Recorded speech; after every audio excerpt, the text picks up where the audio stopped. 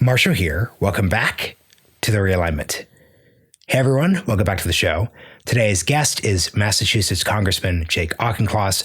Before getting into politics, Jake was a Marine officer, and like many young politicians, he's only 36 years old, he is thinking about what the future looks like in a realigning America. In this conversation, we cover a bunch of topics, everything from the realignment of the media ecosystem and what the rise of podcasting means for politicians moving forward, to, of course, everything from the abundance agenda to inflation, debts, deficits, and where young men fit into this evolving landscape. Hope you all enjoy the conversation, and a huge thank you to the Foundation for American Innovation for supporting the work of this podcast. Representative Jake Auchincloss, welcome to the Realignment. Marshall, thanks for having me on. Yeah, I'm super pumped to chat with you. We met back last spring, but it's good to always take a conversation like that onto a podcast, as everyone is really interested in doing these days. How about you just kick things off by introducing yourself, which district you represent, your background, all that good stuff. I am in my second term representing 35 cities and towns in Congress. They are stretching from the inner suburbs of Boston through the border of Rhode Island, cities like Fall River, Taunton, Attleboro, Newton, Brookline.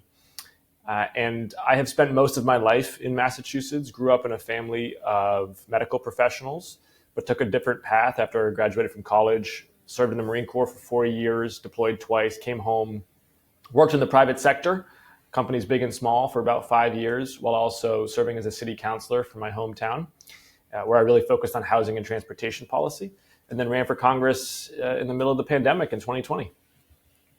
You know, the how do Democrats reach young men conversation is going to get old very, very quickly, but we still got 2 to 3 weeks outside of the election results to do it. Given your biography and given the fact that you were a Marine officer, I'd be really curious, obviously at a biographical level, you're just sort of the go-to person of like, how can we have a Democratic Party that increasingly struggles to speak to masculine young men? Like, what's just your take at both like a meta level and then like a prescriptive level on that whole conversation? At the meta level, I actually am unpersuaded by micro narratives about a Democrat's defeat based on different demographics or geographics or psychographics. You can look at the electoral data and then you can compel it to tell you a story about why young men, about why Hispanic men, about why college-educated women, about why this or that county cost the election for Democrats. And the cold truth is Democrats really almost across the board lost vote share. The biggest city in my district is Fall River. It's a multi-ethnic working class city, and it voted Republican on election day for the first time since Calvin Coolidge. This is not a young men issue. This is sort of a Democratic Party brand resonance with the electorate issue. Now, are there things that the party is doing wrong regarding young men? Absolutely. I think back to a quotation that Mike Pence had back when he was a radio host. Mike Pence was a very popular radio host in Indiana before he was a politician. And he used to say, I'm a conservative, but I'm not angry about it. And the analog for Democrats is, I'm a liberal, but I'm not condescending about it.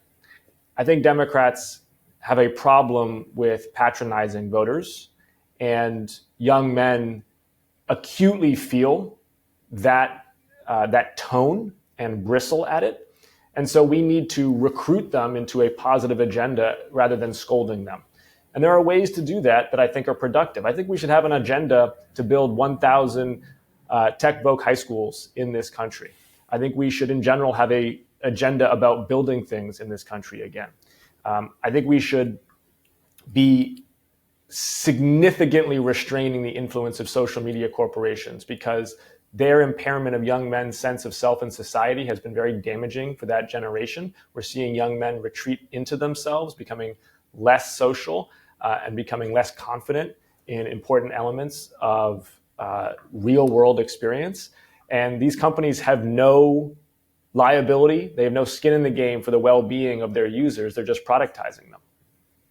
Something I'm curious about then, if you're saying the issue is being patronizing, condescension, et cetera, et cetera, et cetera, I definitely agree with that. I think I'd wonder, though, is the issue tone, Or is the issue like the broader package of things? Because I think the pushback I could give, if I'm going to put my like Joe Biden Stan hat on, is Joe Biden's administration would say like, look, we were the most like pro-nuclear Democratic administration of the modern era, even arguably like just any administration, like Democratic or Republican. So like they would nod along to the 1,000 nuclear sites. They talk about how they were very friendly to like vocational technical education, et cetera, et cetera, et cetera. So if the sort of policy, if we just think of like politics as like there's a list of things, if we could pick out examples of what you're describing being on the Biden agenda, but it not translating, where's the gap there?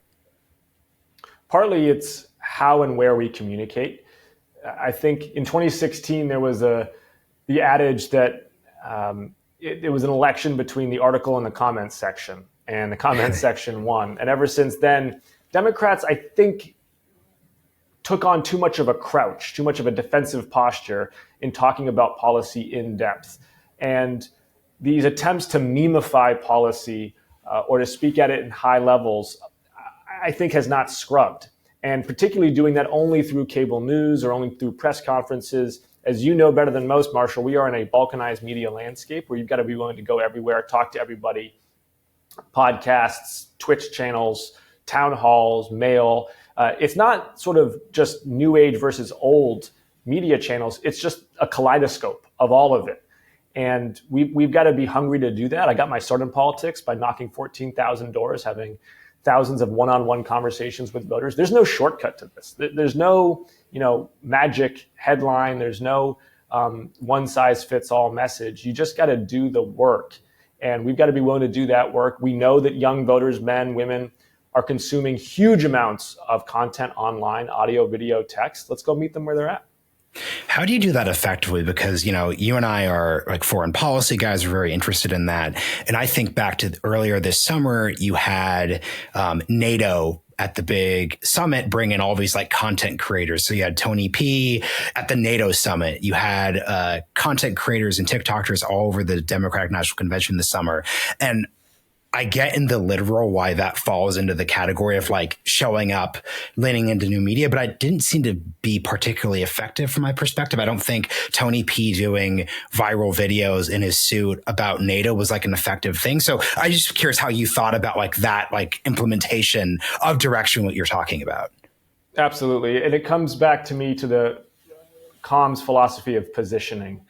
This was really a famous and useful concept that I have learned over the last 5 years, which is every individual voter has some guitar chords in their head.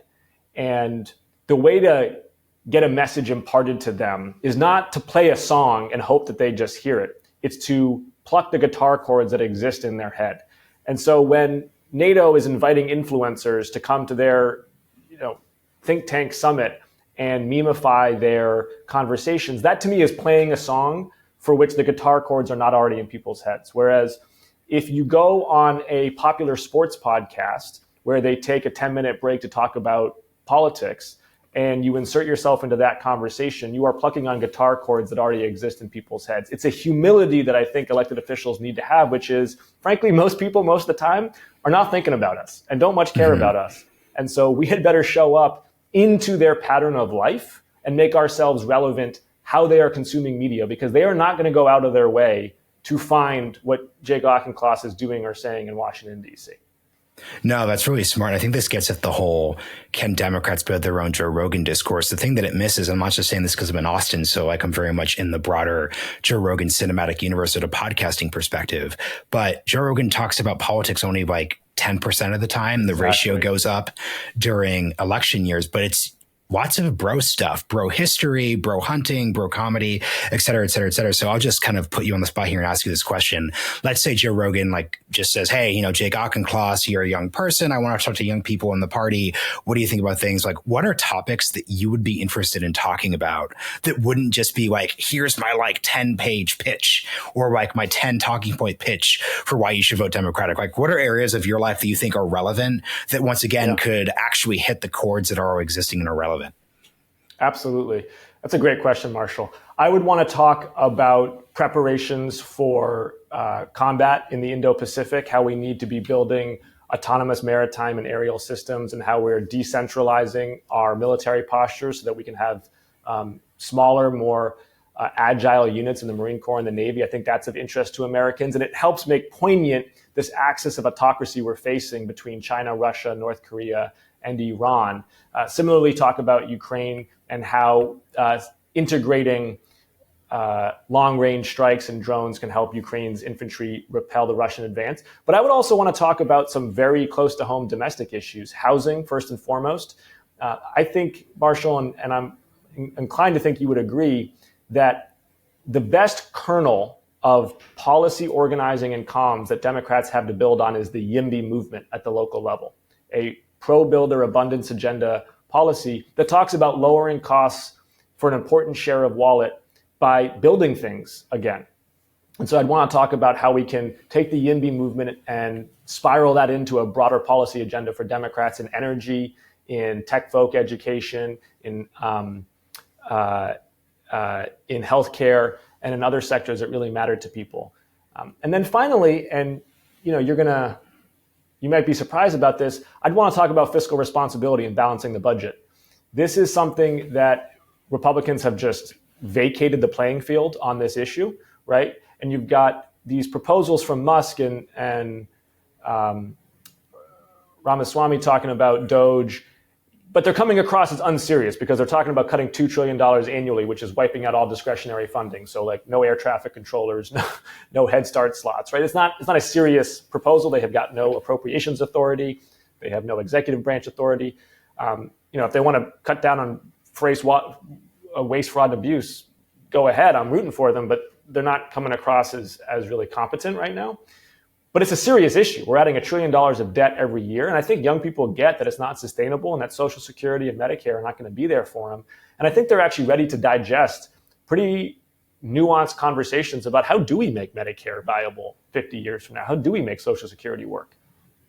Yeah, and I just want to say, as producer, Marshall, because my actual career started at PBS, I appreciate your answer, because the worst version would have been, well, Marshall, turns out I'm super fascinated by like YouTube comedy, like pretending to be someone you're not inherently, and that just doesn't work. You just gave actually a bunch of issues that, once again, are political, right? Like Joe B having you on the show in this case to talk about politics. He doesn't want you to do the comedy routine, but you gave just a bunch of issues that actually speak to interest areas he has.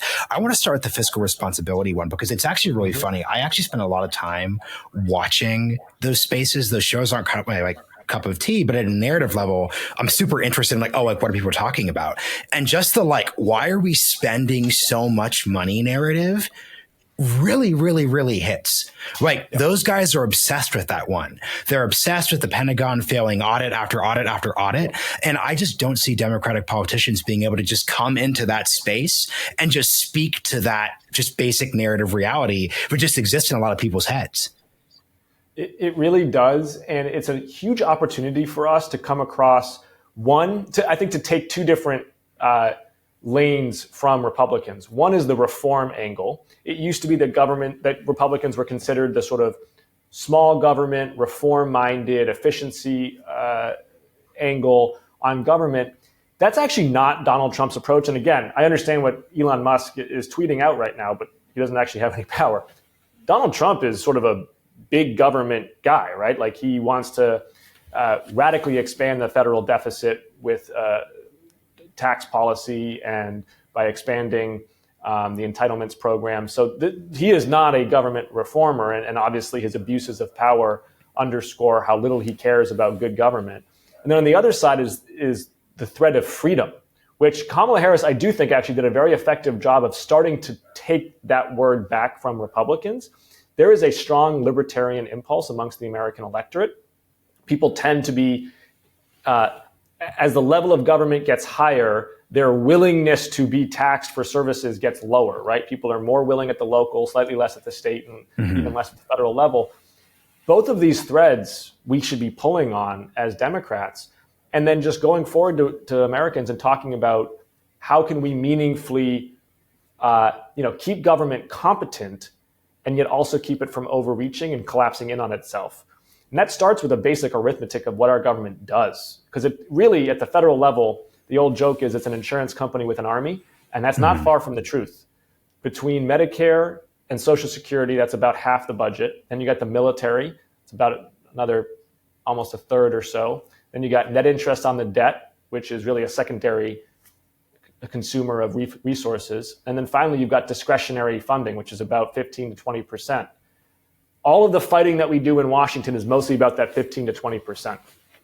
And so anybody who claims that they're going to balance the budget by, cutting Head Start slots or pulling back on affordable housing grants, they're just not being serious, because it's not even meaningfully affecting the budget. It's all about Medicare and Social Security. And we can have that in-depth conversation, I think, with millennials and Gen Z. A couple follow-ups on the budget. So I think the Steelman defense of the lack of Democratic Party focus on the debt and the deficit the past 4 years is basically like, look, like you and I are millennials, we could talk about this. Like, look at what happened during the 2008 financial crisis. We had a situation where people lost their homes, the economy was wrecked. Like the millennial story for like the millennials a little older than you and I was really like, we had a terrible economy for 3 or 4 years. And while that was happening, you had the Bowles-Simpson Commission. There's all this talk and hand wringing about debt and spending.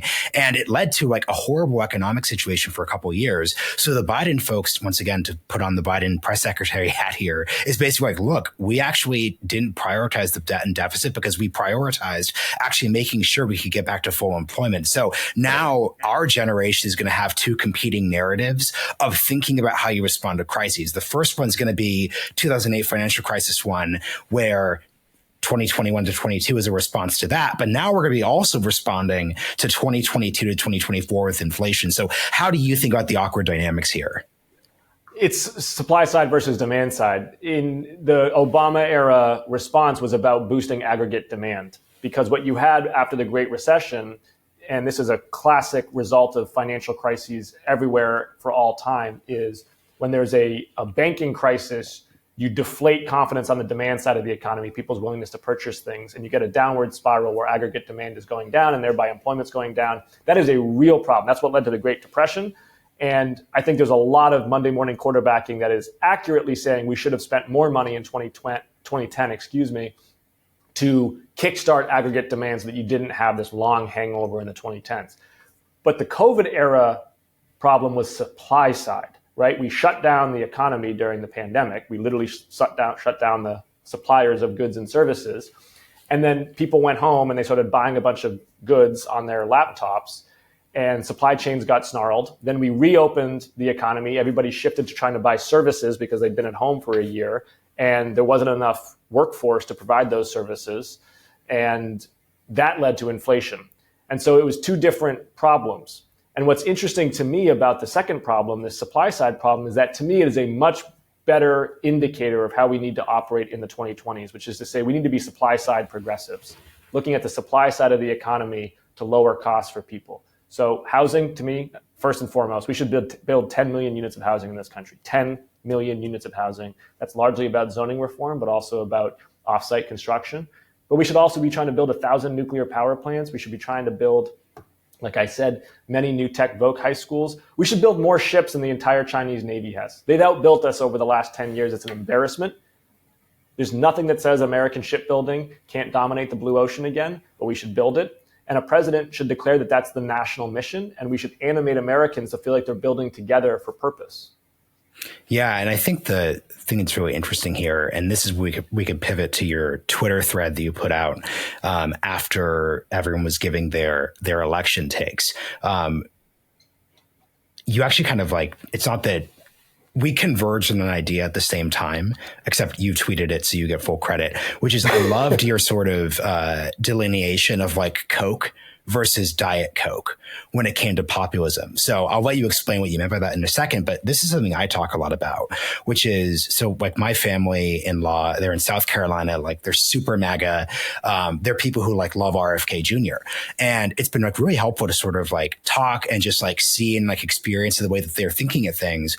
Because the reason why I bring in this sort of diet versus Coca-Cola, like my interpretation of it is, I think there's this effort to say, look, like it's been clear that there's this broad population population of populist Americans who are looking to like upend the system, do all these new things. The Biden approach didn't work. The center-left approach didn't work. So what we need is like left-wing populism to speak to those voters. And I think what people who say that, like intellectually, that tracks, like that's a defensible op-ed. I think what you actually experience when you talk to actual like people in this like quadrant is, guess what? Like the type of populism they want is RFK Jr. going into the FDA and basically burning the place down. And that is just something that you just fundamentally cannot do if you're a center left to left government, because ultimately like you need government to work. Like that's the whole thing. That's why you're a Democrat. So I'd love to get like your take on this whole broader phenomenon. I mean, frankly, you kind of just put it better than I could. I mean, I totally agree with you, which is there is obviously the Democrats are having a debate right now about did wokeness kind of cost Democrats the election? And we can have that conversation about, you know, the Democratic version of identity politics and the Republican version of identity politics, and how I think really you should be rejecting both, frankly. What concerns me actually, though, is not that debate, because I think debate is healthy and we should be talking about it. What concerns me is an increasing consensus that I'm detecting from Democrats, which is, oh, you know, the problem is we're not populist enough. We've got to be the populist party. And like you said, Marshall, my view is that's Diet Coke. People ordered a Coca-Cola and they have a party for that. I think electoral strategy starts with knowing who your voters are not going to be. If you are a voter who wants RFK to go in and tear up the FDA, if you are a voter who thinks that an individual should buy an assault weapon at Walmart with no questions asked, if you're a voter who wants dreamers to be deported without due process, we're just not going to be your party. And that kind of clear delineation on values is critical for then us to be able to architect our own message about economic performance. Because ultimately, I think voters really respond to economic performance more than they do to economic policies. And a supply side progressive agenda will deliver that performance. Yeah, and I think this is the really key thing here, which is, okay, so here's the push you question, though.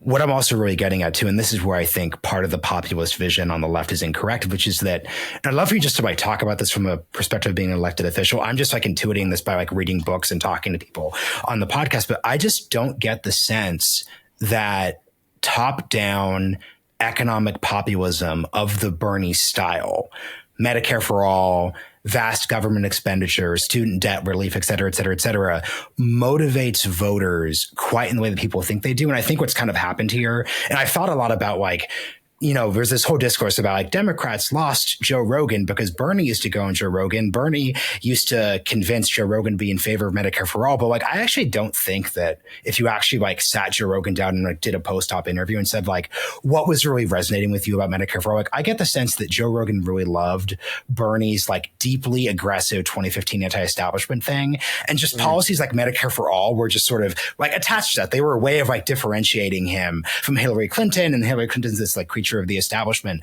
So this isn't to say that like, and I don't want people to think that I'm just saying like, oh, all left populism is like a bad idea and it doesn't work, but I'm talking purely as like a political project.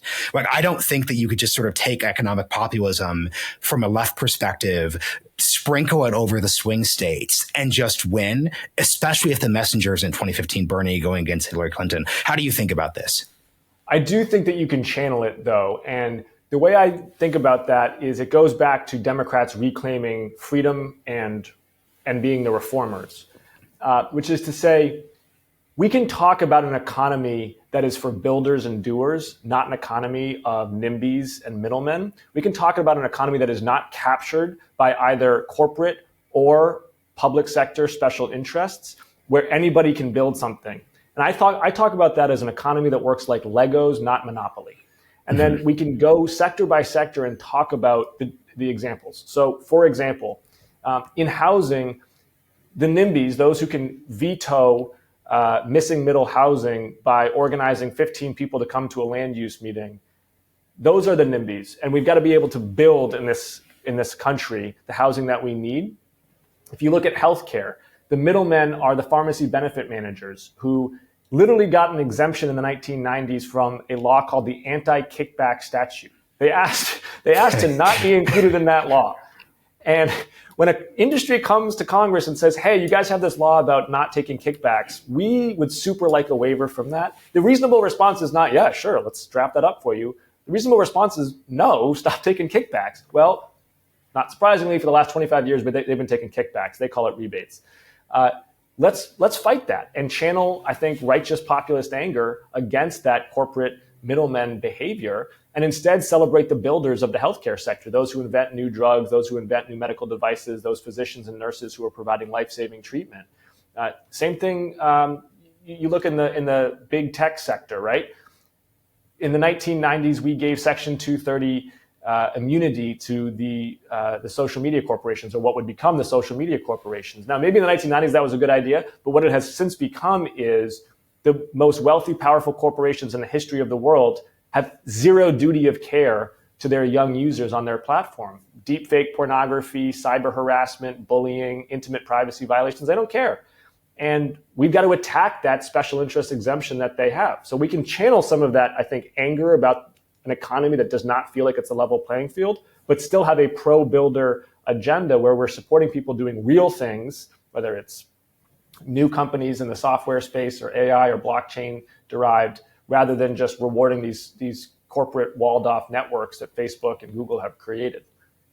So given this attack on middlemen, I'd be curious what you think about the big antitrust debate that's opened up. And this is like a niche debate. This is like, put it this way, like every single person in this debate has like a very like direct stake. This isn't like blowing up the podcast circuit, but there's a lot of controversy over how Democrats are going to think about Lena Khan's tenure at the FTC. Like obviously there were a bunch, and I, like my wife works in venture capital, like I work in tech, like I know lots of people. There are a lot of like center left Democrats who were very unhappy with Lena Khan because they saw her as really tamping down on the tech industry. And then you also had plenty of people to the right who are using like the Lena Khan thing as a sort of like, see guys, come in, like the water's fine, like come to the right, Trump's going to get rid of this. But then you also have people to the left, obviously, who like what Lena Khan. Actually, there's plenty of centrist, like reasonable things, like the ban on non-competes. There's always different things we could say that were really great from the antitrust perspective. But how do you think about this big, how should Democrats think of antitrust moving forward? There's a lot to cover in that terrain. The area that I think is probably most fruitful to focus on is in healthcare. One, because Democrats start with a trust advantage on healthcare. You ask voters kind of which issues do you care about, and then which issues do you trust Dems or Republicans on? In general, Democrats have a trust surplus on healthcare, which is an important place to start. Two, and more importantly, Warren Buffett famously called healthcare the tapeworm eating the economy. And unfortunately, the tapeworm's only gotten hungrier since he said that. We are seeing a situation now where Americans spend $4.5 trillion every year on healthcare. That's the size of Germany's economy is within the U.S. economy. $25,000 a year going towards health insurance premiums. And then when you do get sick, your out-of-pocket costs add significantly to those expenditures. Depending on how you calculate it, people are spending as much as 30% of their pay on health insurance as a country right now. I'm talking to employers all across my district who are increasingly feeling suffocated about it. So we have to do something. And when you look at what is driving this healthcare inflation, as I talked about it, partly it's the pharmacy benefit managers who are the middlemen of drug pricing, but actually the greatest share of inflation is coming from hospital prices. And hospital prices have gone up so much, partly because we've allowed so much consolidation in that space. And we are going to need more state level anti-consolidation, both litigation and legislative energy, to prevent this huge agglomeration of providers into one mega entity that can basically dictate prices. Yeah, and I think I'm glad you took it to the direction of healthcare because, like, once again, I'm dismissive of Medicare for all, like not just because I have some like disagreements with the policy, but like that's just like not on the table. If you look at the Senate, if you look at the like overall legislative picture, like there was just this moment where it seemed that the overtime window was open. It's just not open. And I think that Democrats and frankly, even like sort of Medicare for all interested Republicans, of which they do actually exist. This is the realignment. I've talked to and covered those people. They need to find ways to talk about healthcare and the need to focus on that trust area that aren't just here's this big government program we're going to be able to pass because we have a legislative majority. So I'm just glad that you just listed off like 5 or 6 things that can be done regardless of whether Democrats can take back the Senate in the next few years. I really think it's the debate in the 2010s was about coverage, getting more people covered. That remains a debate. We got to get Medicaid expanded in the states where it has not yet done. But to me, the primary axis of debate with healthcare now is no longer coverage, it is cost.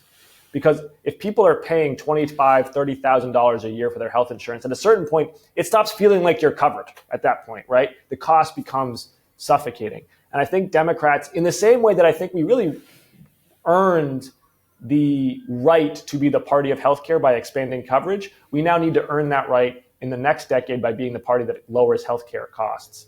And that's going to require, I think, some pretty significant changes at the state level as well as the federal level on how we regulate healthcare consolidation. I mean, you look at Medicare for Advantage, for example. And here the Biden administration did some good work in their coding intensity adjustments where they basically were cracking down on their payments. But what you see is United Health Group and Cigna Express Scripts and these other private health plans have vertically integrated to the extent where they're all self-dealing and they are inflating how risky they claim their populations are, and then they're footing taxpayers with the bill. And this is contrary to the spirit of Medicare Advantage. The spirit of Medicare Advantage was that you were going to get the best of the public and private sectors. You were going to get the efficiency and the innovation of the private sector with the guarantee and stability of the public sector that if you're sick, you're going to be able to get the health care that you need. And the private sector has been taking advantage of that deal.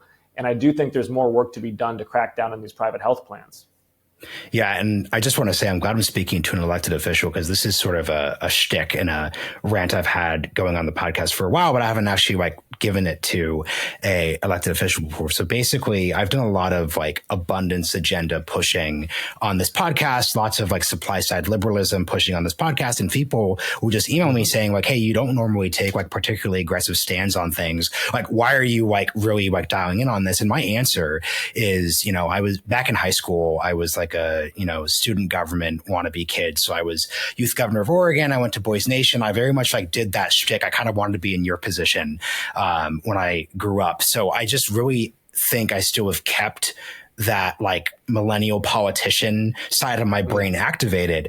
And I think why the abundance agenda matters so much is it kind of refocuses that brain away from where we've been directed the past 30, 40 years. It's like you just said, costs. Things cost too much. Your job, think about let's say we're talking about the 2000s, right? If you just quizzed our student government peers, what they would say is, look, our job is to go to Congress or go to the governor's office and pass this big bill that gives this right or gets this big program, fulfills this promise of the New Deal or the Great Society, et cetera, et cetera, et cetera. And I don't think what developed alongside that is just this understanding of hey, costs matter. Costs aren't just a Republican sort of Reaganite neoliberal thing. This is something you should be thinking about. And when I talk to people about these abundance episodes, I just get so much input from millennial politicians who straight up say, I did not have that framework in the back of my mind. So I just really want to give you the chance just to take over the mic from me and just run with this cost thing. Cause it's so important and it can't be understated.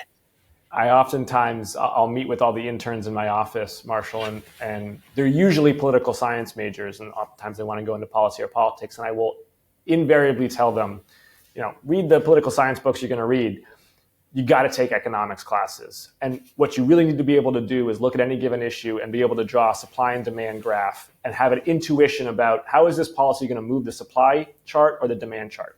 Because, and this goes back to our conversation about Obama versus Biden and their reactions to the recessions, ultimately policymakers can do both of those things. You can move supply graphs, or you can move demand graphs.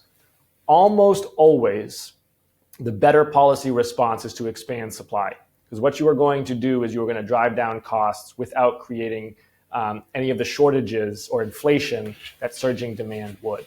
And this is a critical lesson because Democrats too often fall back into what I call the 1945, or rather the 1939 mindset, which is because of the incredible outsized stature that FDR and the New Deal has in the party, Democrats too often look at every single ailment in our policy realm and say, the answer is stimulating demand. We have childcare is too expensive. What we should go out there and do is hand every family a check for childcare.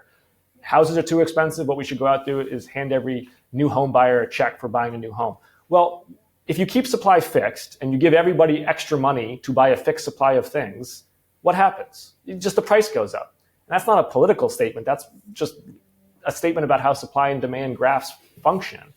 And so what we have to be doing is things like what Massachusetts did with childcare, which is they took that block grant of money and instead of giving every family a check, They did direct-to-provider grants where they helped cover the overhead expenses of existing childcare providers so that they could hire more teachers, create more childcare slots, have more retention and flexibility in their employment options so they didn't have to fire people every school year.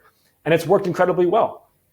More work to do, obviously, but those kinds of policy interventions need to be the default presumption for Democrats. And at the end of the day, what it's really about is Boehmel's cost disease, which you may or may not be familiar with. Yep. But I think should be mandatory reading for every policymaker in economics, because if you're not treating Boehmel's cost disease in any given sector, you're going to continue to see inflation. Totally. Can you explain what Boehmel's cost disease is for? So I didn't take econ classes, but I've just done enough reading that I know what this. I'm obsessed with higher education. So higher education and healthcare are just sort of like ground zero for that phenomenon. But just explain it for the audience. Boehmel's cost disease is the observation that sectors that are very services intensive steadily consume a greater share of wallet over time because there is cross elasticity of demand for employees across sectors. And some sectors, like, for example, TV manufacturing, see incredible gains in productivity because they can automate the process and you get, they go down the production cost curve. And every given unit of that good becomes cheaper to produce. And in sectors that have higher productivity, those employees can command higher wages. And that wage premium pulls on every other sector because people can always switch jobs. And so over time, you've got people in low productivity sectors who are commanding wages that reflect if they were in high productivity sectors. There's some more caveats here about kind of consumer intent, but that's the high level answer. And I want to be clear here that the word productivity does not have a moral sheen to it. There are very low, quote unquote, low productivity sectors like childcare, right, which are incredibly virtuous. And there are high productivity sectors like pill pressing fentanyl, which is very high productivity, that are horrible things to do, right? So it's not a good or bad. It's just literally the amount of output per hour of input. And the challenge we have is that healthcare, education, government are three sectors that have experienced very low productivity growth over the last 70 years and are consuming ever greater share of wallet because of that. Yeah. And I just got to say, and this is the last big word for me on the cost area thing, I've just become so obsessed with the cost discussion because frankly, it's the one, to borrow a term from the left, like that most reflects like the lived experience of me and my peers. So like, I'm going to have a kid soon, like very pumped for that. But, I moved from New York to Austin, Texas, and I moved from like downtown into the suburbs. And like the whole reason why you move from New York City to Austin, Texas is that it's supposed to solve all these problems, right? I'm not doing like Tiger Mom style competitions over private school slots. There's no subway issues. I could drive everywhere. It's like really great. And we move into this new suburb and immediately there's a 2.5 year wait for childcare, for preschool, for all these like different things. So even if you just gave me, which I don't deserve because my income's too high, but I'm in favor of universal programs. So like, that's fine. I get like a check, I get some fair amount of a check for childcare. It doesn't actually impact the issue because there just aren't enough.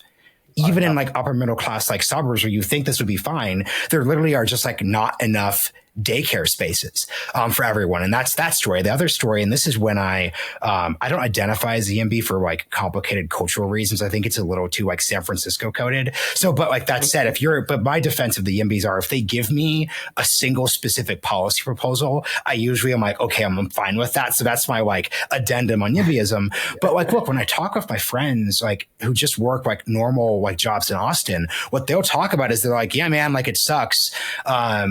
My like girlfriend and I are about to get engaged and she super wants to like live in the city because we're like 29, we're 30. We don't want to like go off to the suburbs and be homebodies, but like we can't afford a house there. And the house we can afford is like 50 minutes drive outside of Austin in some like, hellholes like exurb. So it's not even just like the suburbs. You go even further and further and further. So that's them talking about how there are not starter homes in Austin, Texas that they can afford, that they live in for 4 or 5 years. They have a kid, then they pivot to the suburbs and go from there. But like, once again, these are reflecting the cost and like abundance story that I'm so obsessed with. And it goes back to, I hear you on the coding of YIMBY. I do proudly declare myself a YIMBY, but it goes back to, I think, the reason why the arguments put forward by that movement, I think, can can be fractal, why they can spiral out to other issues and at higher levels of government. Because what they said is they identified a problem that was acute for people, the cost of housing. They looked at existing solutions, which was basically subsidizing an existing stock of housing through affordable housing tax credits and other subsidies. And they said, that's not going to work. And here is the answer that will work, which is a supply side intervention to eliminate zoning or to relax zoning restrictions, and then to build more housing. And it works. It works. Look at a city like Tokyo, for example, where the rent as a function of wages makes it actually quite affordable to live there because they built a lot. I mean, the modern Manhattan, which people think of as a product unto itself that's highly desirable, would never have been able to be built under current zoning laws. There's also another element here, and now we're going down a zoning rabbit hole, but I think it's important to reflect that the zoning that was put in place post-World War II has to a large extent undermined our civic cohesion because it's created these monocultures as opposed to the mixed-use, granular, walkable downtowns that used to exist before World War II, where people from all walks of life were bumping into each other and where there was a sense of community that was, I think, much more robust than exists in most average suburbs. And so lightening our zoning restrictions not just lowers the cost of housing, I also think it literally creates stronger towns. Yeah, and I just got to say, and this is where I will not allow my suburbs to be slandered. A lot of my beef, and this is just me being too much of a lurker on Twitter because I don't retweet that much, but I think a lot of like the YIMBYs are a little too like anti-car and anti-suburb for my taste. And I think the real thing, and Steve Talley's my sometimes co-host at Niskanen, gave a good sort of like riff on this, which is basically like we can have a pluralistic vision of American housing, right? So if I want to just go F off to the suburbs and do that, that's great. Go for it, Marshall. You're economically privileged. Like that's like totally your call. Good for you. But that's the thing, though, is yeah. But here's my pushback on that, though, is listen. I got 3 little kids and I drive all over the place. My problem with zoning codes as they are currently written is that they preclude pluralism because they insist on one right way of living. Whereas if you had land use policy that said, within reasonable guardrails about affecting other people's enjoyment of living, build what you want. Yeah, if Steve wants to build a single family house, he can build a single family house. But what he can't do is insist that everybody else has to have a single family house. It's really, to me, a matter of freedom. And same thing with like things like parking minimums, right? Doesn't mean you can't build parking if you get rid of parking minimums. It just means that you can't insist that everybody else internalize the cost of driving a car.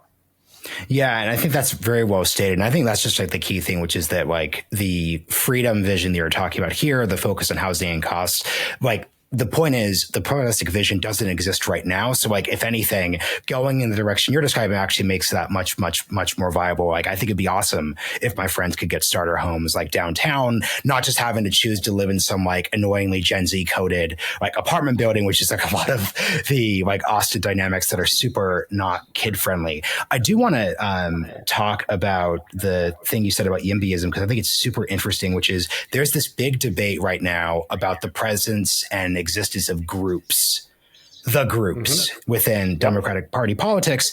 And I say this as a person whose wife, before she sold out to work in venture capital, like worked in like left of center, progressive like politics. There are so many different groups of so many different people. And this isn't just a racial comment. This could be basically anything of people who claim to represent certain constituencies, who claim to speak for these broad things. But like oftentimes if you just do some bear digging, it's sort of like, okay, so like you're one organization that's gotten some funding from this one specific foundation, and like you don't actually speak for people. I think the strongest defense of YIMBYism is more than any modern movement. They actually speak for very concrete and identifiable interest 100%. Groups and actual individuals. So what lessons could there be?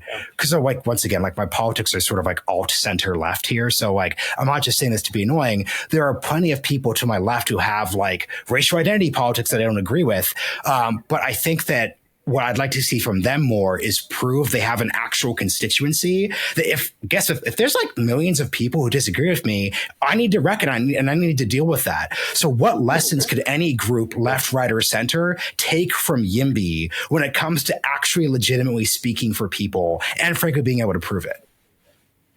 What was interesting about the YIMBY movement, I think there's 2 answers to your question, but the first is what was interesting about what they've done is they had to go up against the phenomenon of asymmetric organizing, which is that if there's a new project being built downtown, the people that project most affects are the adjacent neighbors to it, who all know one another. There's a relatively small number of them. They're homeowners. There's a Facebook group. To be a little bit older. They have a Facebook group. They all see each other walking their dogs. Boom, they're organized. They are deeply committed because they feel that they perceive that this impacts their quality of life significantly. So they are motivated and they are organized almost by default.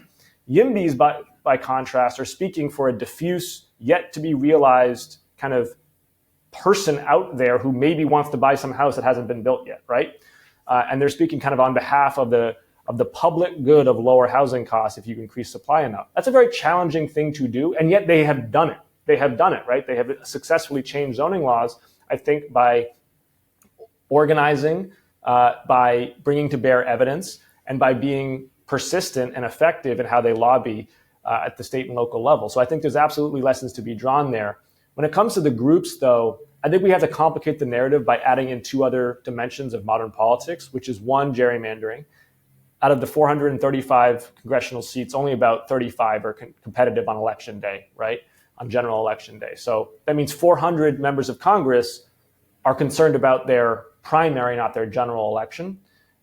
So if you combine gerrymandering with the existence of partisan primaries and then with the groups, what you start to see is for any given member of Congress, for any given legislator at the state level, most likely what they're actually oriented to is their primary election, which is low turnout, highly ideological voters, where those groups probably do actually have resonance.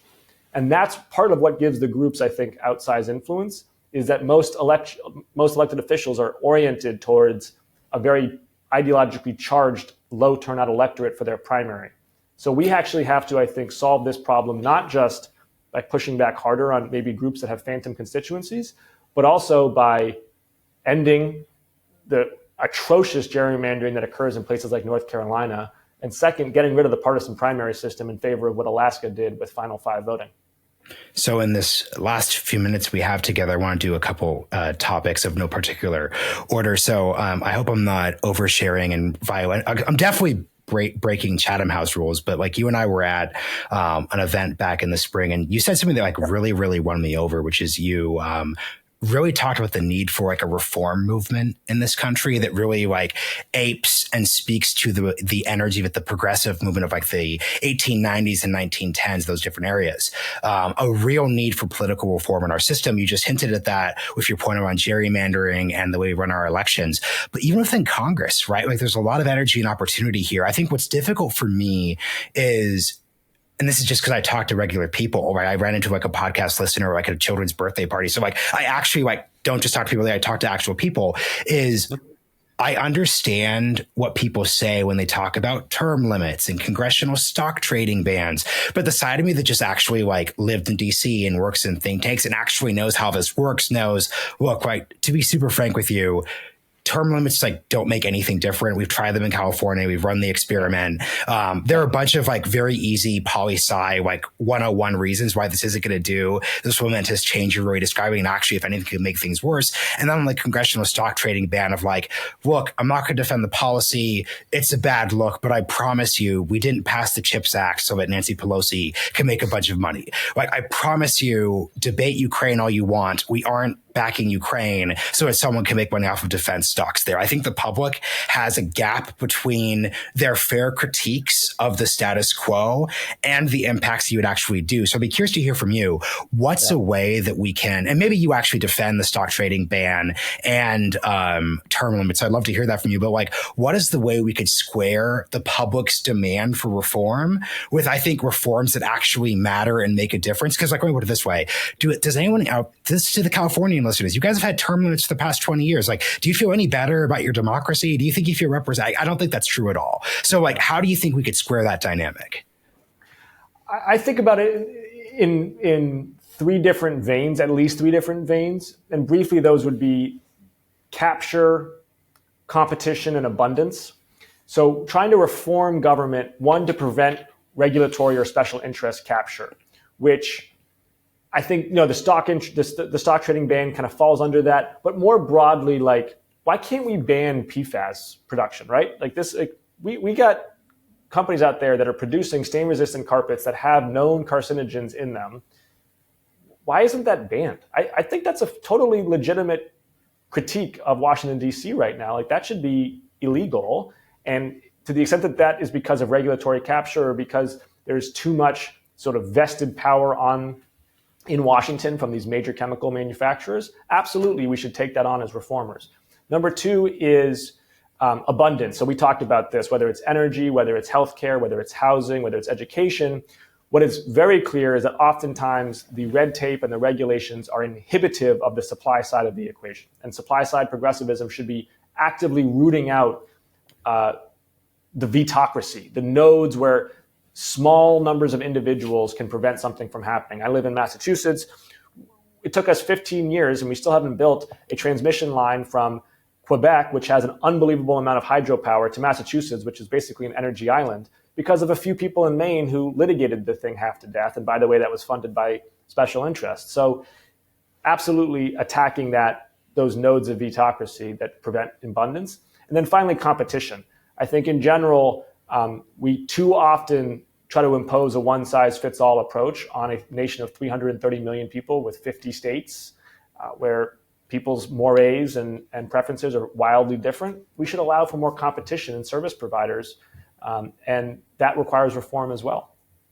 So for the last question, I'd love to just get your perspective on the quote-unquote wokeness debate. I'm in this weird position where, like, despite all of my conservative podcast and like work affiliations, I'm kind of stuck in the realignment where, like, my sort of like hot take is that if you're like a pro-Ukraine, pro-Taiwan, those different areas, arsenal of democracy, let's build things, semiconductors, you're kind of in the center left, given where things are moving. And I think my affiliations will probably have to adjust over time, but that's sort of my internal cope. I'm still like someone who finds myself like on the like heterodox, like center left here. So I know that on paper, I'm supposed to say that like we need to have this big fight over wokeness with Democrats and sister soldier moments galore. But I also like weirdly like the political part of me thinks that's actually not helpful.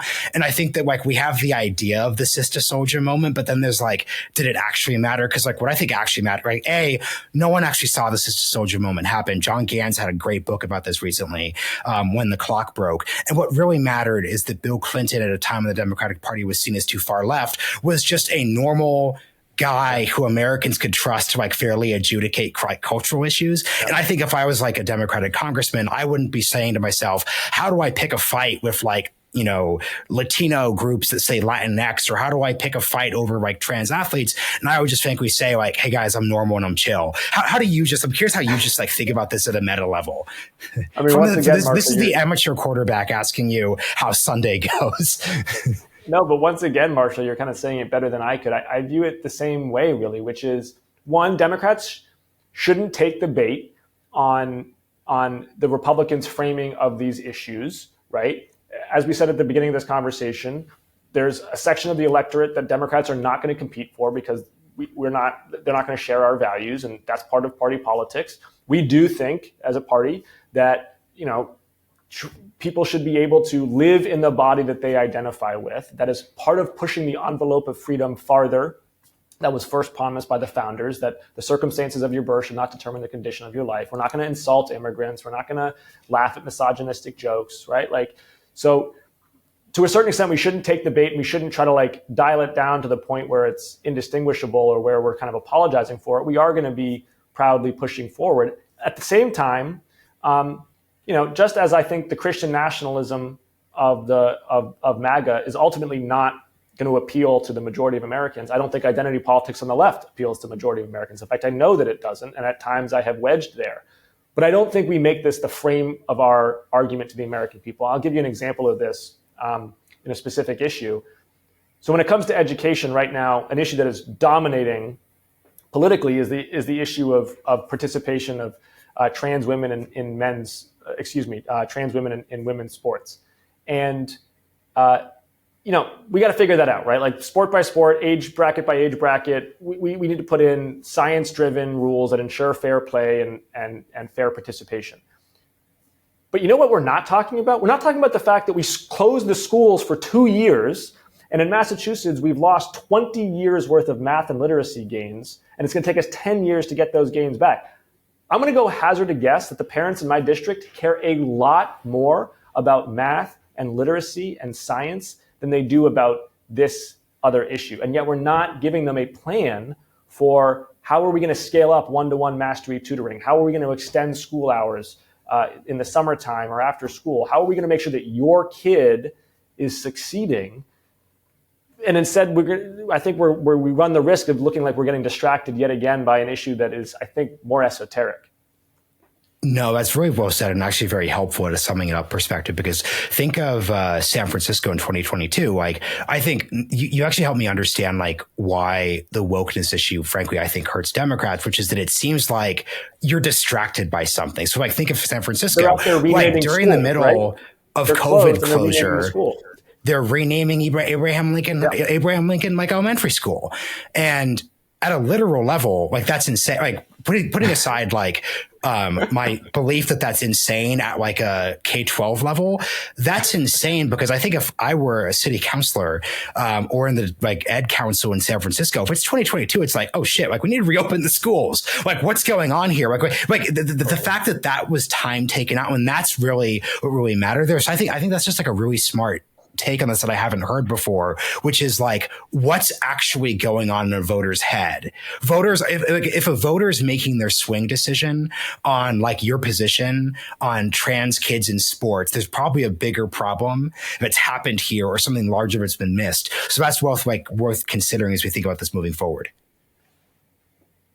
Great. So that is any closing words? Like we hit so many different topics, and I appreciate you giving me the time. I've joked about this on the show that like my joke is that now that Kamala Harris could only give Joe Rogan an hour and only gave Call Her Daddy an hour, every politician will no longer give me the like I'm not kidding you. I used to get the comms director. Shout out to your comms director. She's really great to work with. I'd usually get the like, he can do 18 minutes. And it's like, dude, that's not a podcast. That was like the 2022 version. So like my joke is that from now on, I was going to wake up on election day and comms people were going to say, he could do 6 hours. He can do so much. He's ready for Rogan. So I appreciate you giving me an hour. And this is like a real fun, helpful. So anything you want to shout out that you're working on, stuff like that? No, I think we covered a lot of terrain here, Marshall, and I appreciate you having me on here and would love to continue this conversation. Great. Thanks for joining me on the show.